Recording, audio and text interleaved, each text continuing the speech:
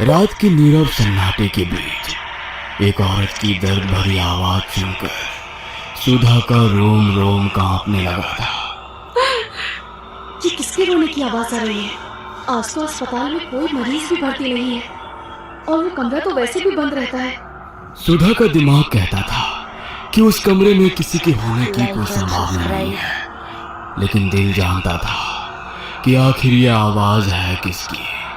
लड़खड़ाते हुए धीमे कदमों से सुधा कमरा नंबर 9 की तरफ बढ़ने लगती है। कमरे के बाहर पहुंचकर वो दरवाजे में लगे शीशे से अंदर झांक कर देखती है तो उसे वहां कोई नजर नहीं आता। सुधा के वहां पहुंचते ही रोने की आवाज भी बंद हो गई थी।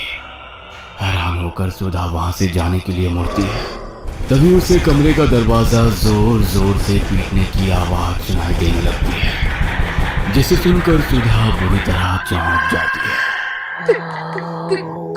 कौन है वहाँ? कौन है?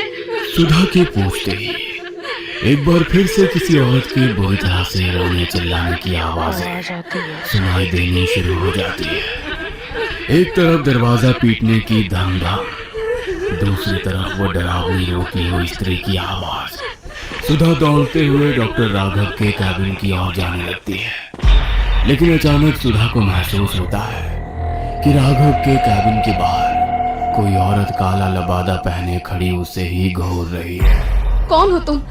क्या चाहिए तुम्हें? सुधा के पूछने पर उस औरत के सर से वो लबादा हट जाता है। सामने खड़ी हुई महिला का चेहरा इतना भयानक था कि उसे देखकर सुधा के मुंह से एक चीख निकल जाती है और वो हड़बड़ाकर जमीन पर गिरती है। उस औरत का चेहरा चेहरा नहीं, राख की एक धुंधली आकृति थी जो सुधा के चीखते ही हवा में मिलकर